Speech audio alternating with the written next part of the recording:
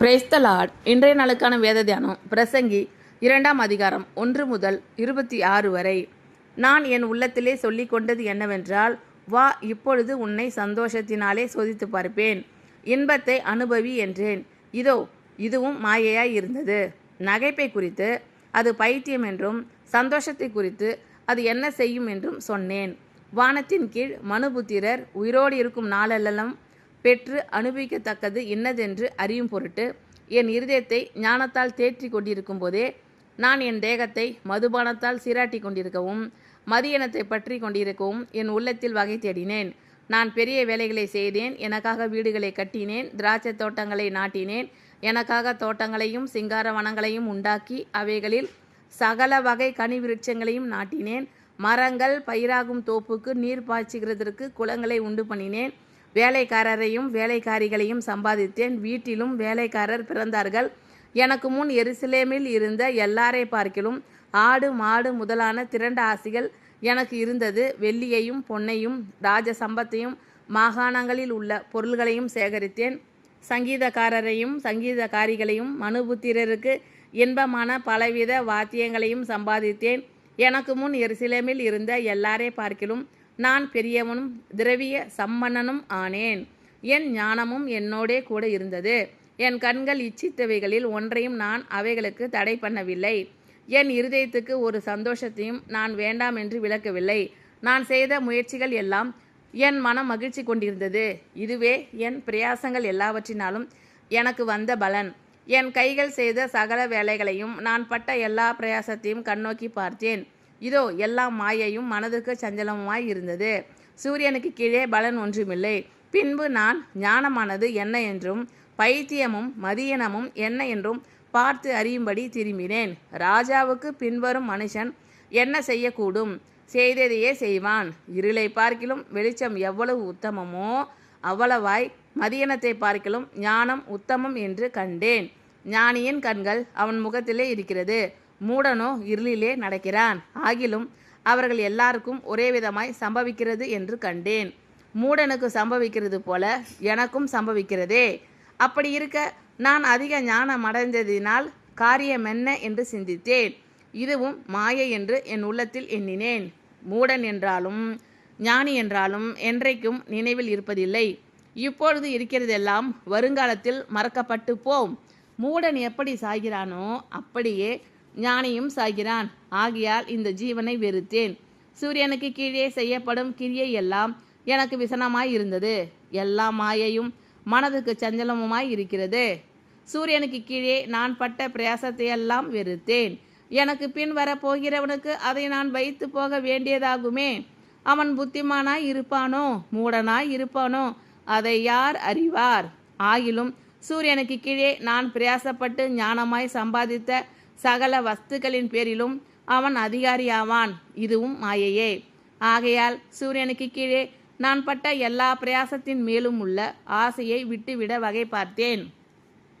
ஒருவன் புத்தி யுக்தி நிதானத்தோடு பிரயாசப்படுகிறான். ஆகிலும் அப்படி பிரயாசப்படாதிருந்த வேறொருவனுக்கு அவன் அதை சொந்தமாக விட்டுவிட வேண்டியதாகும். இதுவும் மாயையும் பெரிய தீங்குமாய் இருக்கிறது. மனுஷன் சூரியனுக்கு கீழே படுகிற எல்லா பிரயாசத்தினாலும் அவனுடைய இருதயத்தின் எண்ணங்களினாலும் அவனுக்கு பலன் என்ன?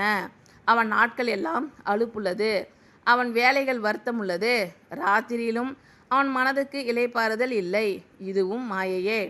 மனுஷன் புசித்து குடித்து தன் பிரயாசத்தின் பலனை அனுபவிப்பதை பார்க்கிலும் அவனுக்கு ஒரு நன்மையும் இல்லை. இதுவும் தேவனுடைய கரத்திலிருந்து வருகிறது என்று நான் கண்டேன். என்னை பார்க்கிலும் செம்பிரமாய் சாப்பிடத்தக்கவன் யார்? என்னை பார்க்கிலும் துரிதமாய் சம்பாதிக்கத்தக்கவன் யார்? தேவன் தமது பார்வைக்கு நல்லவனாய் இருக்கிறவனுக்கு ஞானத்தையும் அறிவையும் இன்பத்தையும் அளிக்கிறார்.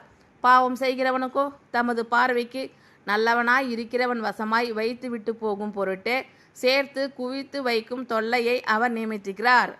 இதுவும் மாயையும் மனதுக்கு சஞ்சலமுமாய் இருக்கிறது.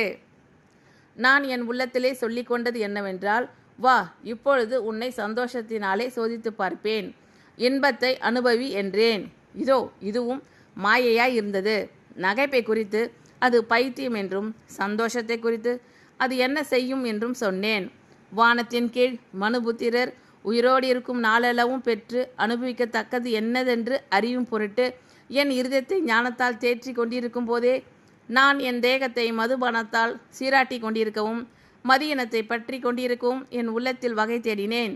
நான் பெரிய வேலைகளை செய்தேன், எனக்காக வீடுகளை கட்டினேன், திராட்சை தோட்டங்களை நாட்டினேன், எனக்காக தோட்டங்களையும் சிங்கார வனங்களையும் உண்டாக்கி அவைகளில் சகல வகை கனி விருட்சங்களையும் நாட்டினேன்.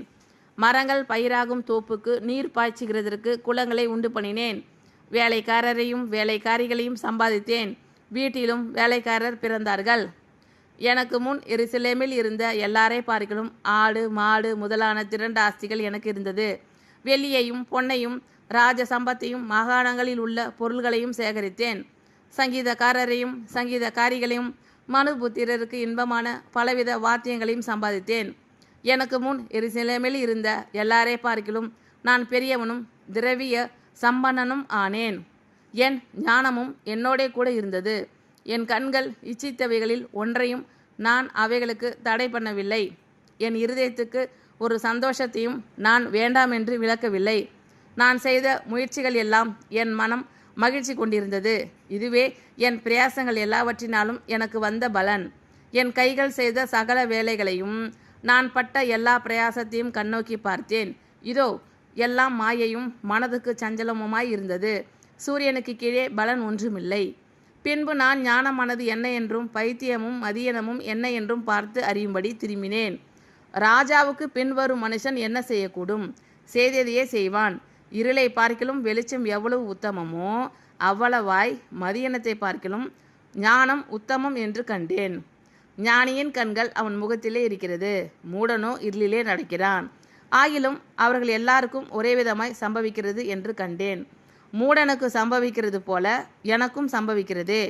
அப்படி இருக்க நான் அதிக ஞானம் அடைந்ததினால் காரியம் என்ன என்று சிந்தித்தேன். இதுவும் மாயை என்று என் உள்ளத்தில் எண்ணினேன். மூடன் என்றாலும் ஞானி என்றாலும் என்றைக்கும் நினைவில் இருப்பதில்லை. இப்பொழுது இருக்கிறதெல்லாம் வருங்காலத்தில் மறக்கப்பட்டு போம்.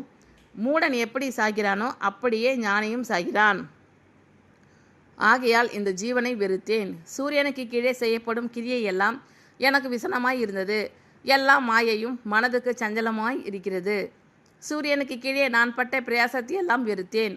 எனக்கு பின் வர போகிறவனுக்கு அதை நான் வைத்து போக வேண்டியதாகுமே. அவன் புத்திமானாய் இருப்பானோ மூடனாய் இருப்பானோ அதை யார் அறிவார்? ஆகிலும் சூரியனுக்கு கீழே நான் பிரயாசப்பட்டு ஞானமாய் சம்பாதித்த சகல வஸ்துகளின் பேரிலும் அவன் அதிகாரியாவான். இதுவும் மாயையே. ஆகையால் சூரியனுக்கு கீழே நான் பட்ட எல்லா பிரயாசத்தின் மேலும் உள்ள ஆசையை விட்டுவிட வகை பார்த்தேன். ஒருவன் புத்தி யுக்தி நிதானத்தோடு பிரயாசப்படுகிறான். ஆகிலும் அப்படி பிரயாசப்படாதிருந்த வேறொருவனுக்கு அவன் அதை சொந்தமாக விட்டுவிட வேண்டியதாகும். இதுவும் மாயையும் பெரிய தீங்குமாய் இருக்கிறது.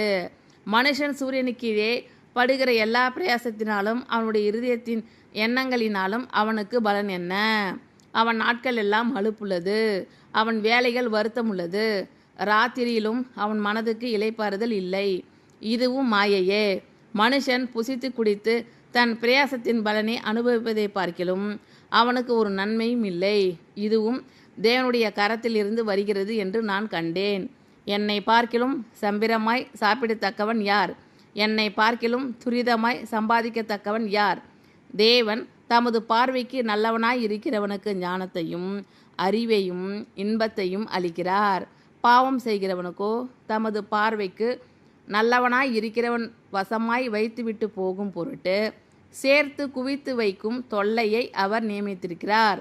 இதுவும் மாயையும் மனதுக்கு சஞ்சலமுமாய் இருக்கிறது. ஆமென். Thank you Lord. கர்த்தர் உங்கள் அனைவரையும் ஆசீர்வதிப்பாராக. God bless you all.